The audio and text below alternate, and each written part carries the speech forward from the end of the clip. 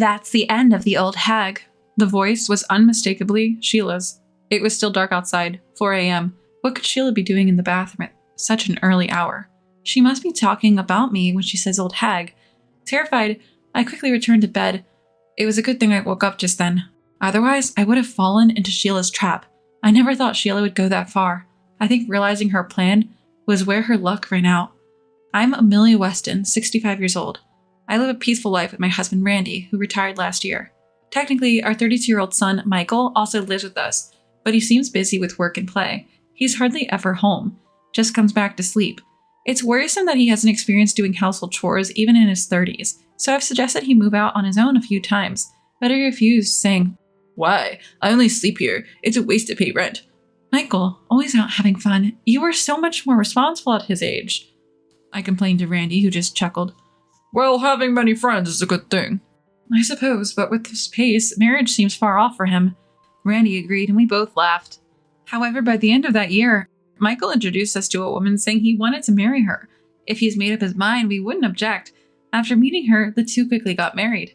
Sheila, is 10 years younger than Michael, only 22. I was shocked by her age when Michael told us. At first, I thought she looked like a small animal. Short stature, big eyes, and quite adorable. More importantly, the love she showed while talking to Michael was evident. It seemed like she was the one pushing for the marriage. Michael is so lucky to be loved so much by Sheila. Our son being deeply loved by his partner is the best thing for a parent. I meant it in a good way, but Sheila glared at me. Amelia, stop making snide remarks. What? I've thought this for a while, but you are excessively caring towards Michael, overbearing even. Really? I never meant to be overbearing. Actually, when Michael was out and about, I just told him, don't bother others. Other than that, I left him be. I did ask for updates about dinner plans, but didn't interfere in his other activities, nor did I frequently contact him. Yet Sheila says I cared too much. He's your only son, and I get that he's precious to you, but once he's married to me, he became part of my family. I'm the one closest to him now. Well, that's comforting. I had heard from Michael beforehand that she was quite possessive, but I never imagined she would be jealous of me, his mother. I guess she really loves Michael. He might have married someone a bit peculiar, but she's a good person. I reassured myself, thinking, they're newlyweds, they'll settle down in time. Randy and I even laughed it off, thinking it was sweet. However, even after a year, then 2, Sheila never let her guard down. At dinner, she always sat next to Michael, and she never left his side, not even for a second when they were out. It must be hard for Michael.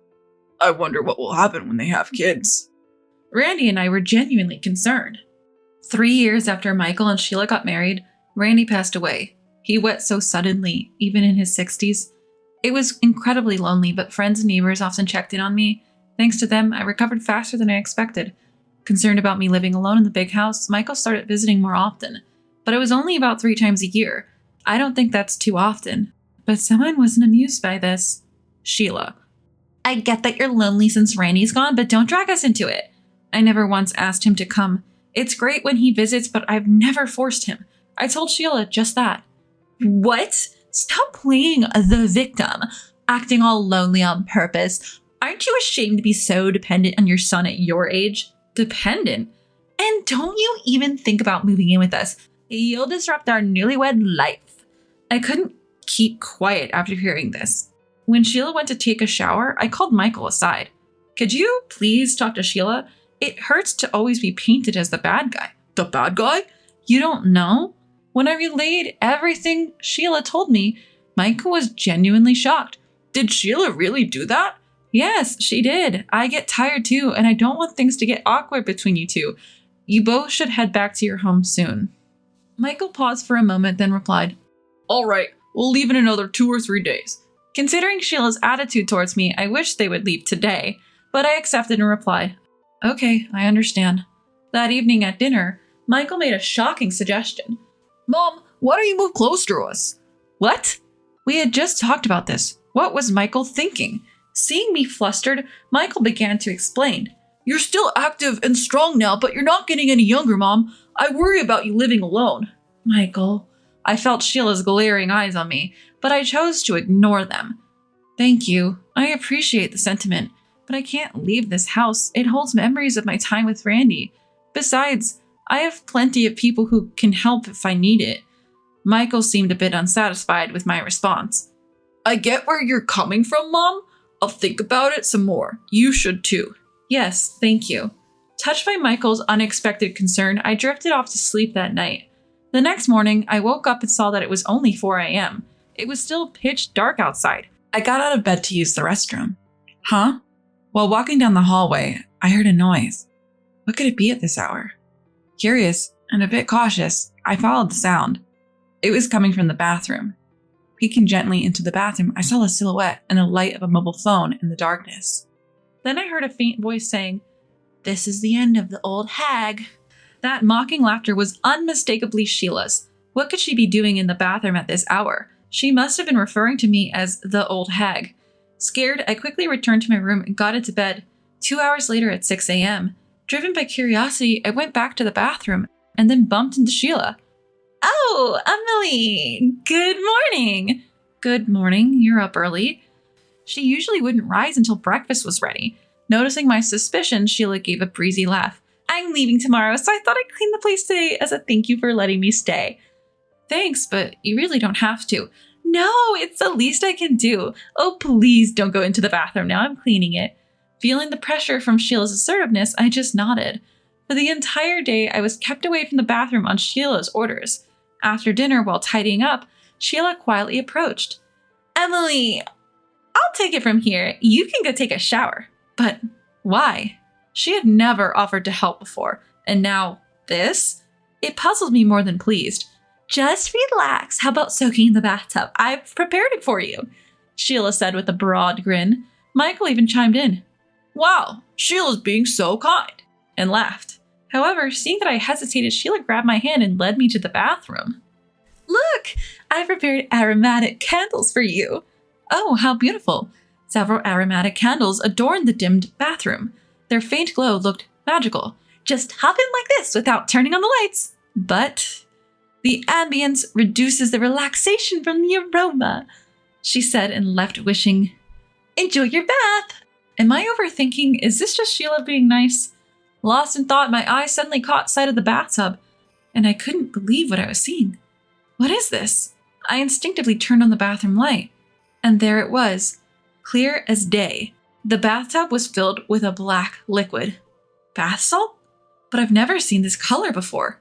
There's no way I'm getting into that bath, that color. Sheila's actions are concerning. Feeling uneasy, I quietly stepped out of the bathroom. Looking around, only Michael was in the living room. I discreetly approached Michael. "Michael, where's Sheila?" "She went out. Seemed in a good mood." "This is my chance. Can you come with me for a sec?" I took Michael back to the bathroom. "Look at this." "Whoa, that's a wild color." "Right? I don't really want to get in it, but she went through all this effort. It'd be bad just to take a shower, wouldn't it?" Michael nodded. "Yeah.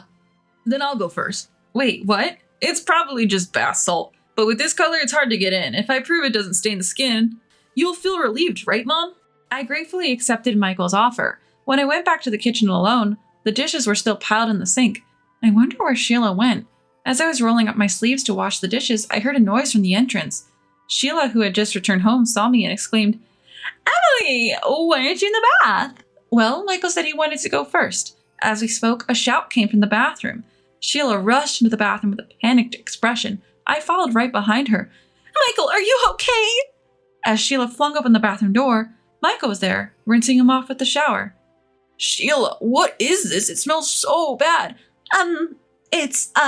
Oh, come on, just close the door. We'll talk when I'm out." After being scolded by Michael, Sheila closed the door with a downtrodden look.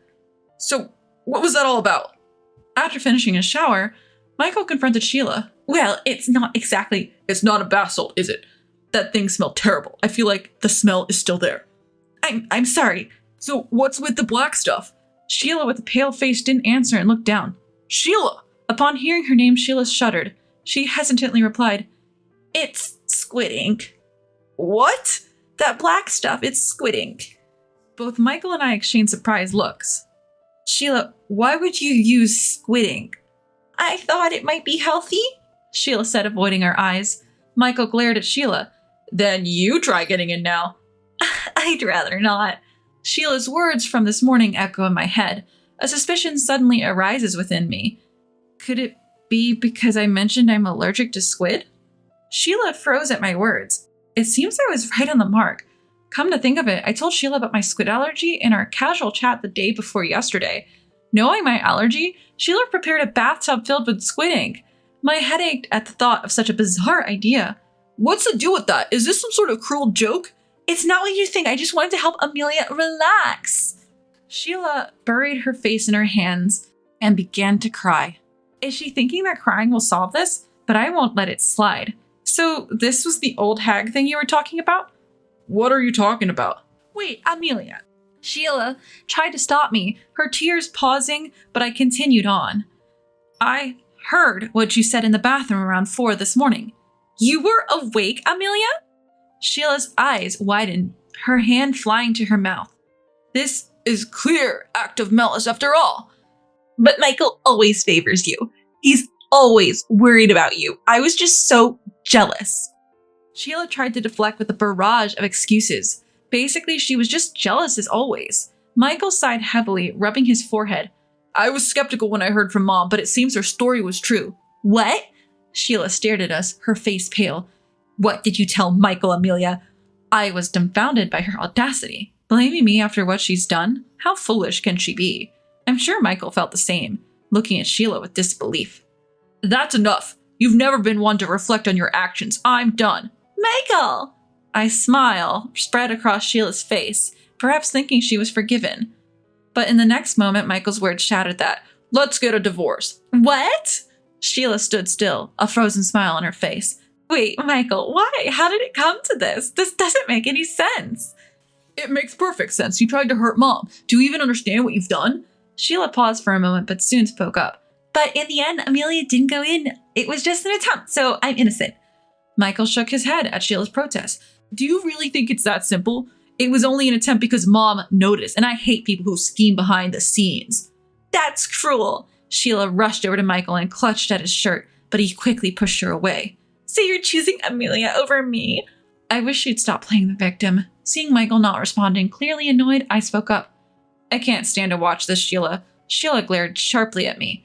Did Michael ever compare us? Did he even ever belittle me in comparison to you in cooking or household chores? Well, no. At least from Michael, I've only ever heard good things about you. He must have truly cared for you. Sheila glanced at Michael, who nodded without looking up.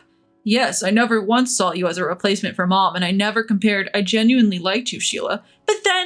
But it's over now. Trying to hurt Mom with lies? It's just malicious. It could have been disastrous, Michael said with finality. Sheila's face turned bright red as she trembled with anger.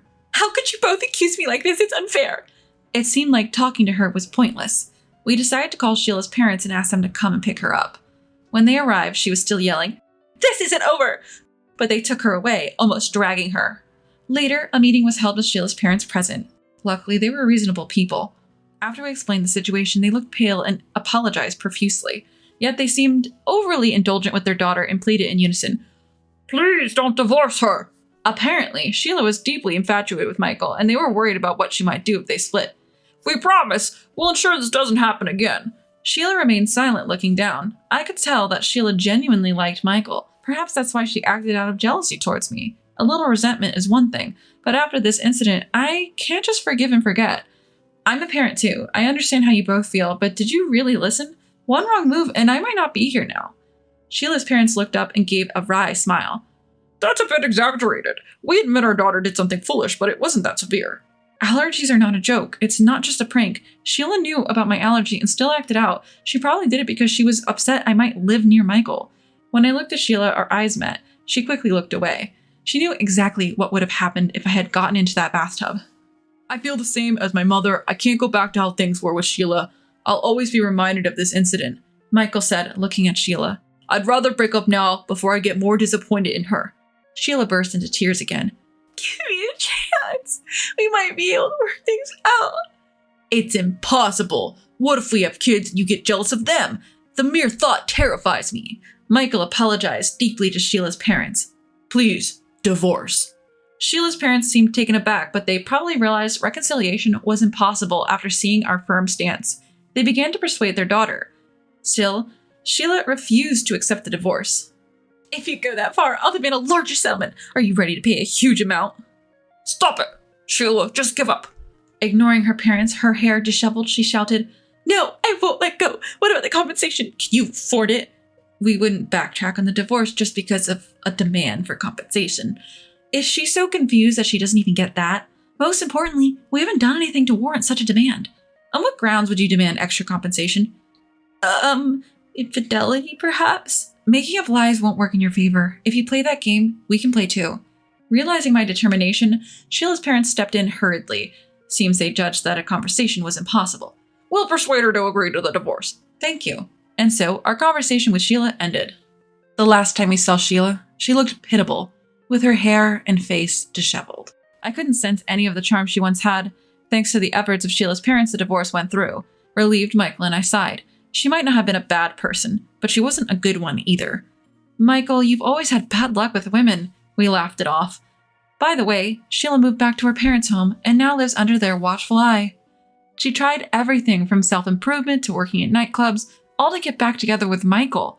Because of that, she spent too much and is now chased by debts. I do feel a bit sorry thinking about her parents. Michael and I started living together again. He seems to have a wide circle of friends as always and goes out often. However, he comes home earlier than before and has become more consistent with his communication. I need to start taking life a bit more seriously. That's what he said. He's back to being single, so maybe he's been doing some soul searching. He's even started to chip in with household chores. As for me, with the help of those around me, I'm living a peaceful life just like before. Michael's divorce was unexpected, but thanks to him helping around the house, I've had more time for myself. Even at this age, I'm thinking about picking up a new hobby, and I've been talking about it with my friends. I want to enjoy the rest of my life a bit more before Randy comes to take me away.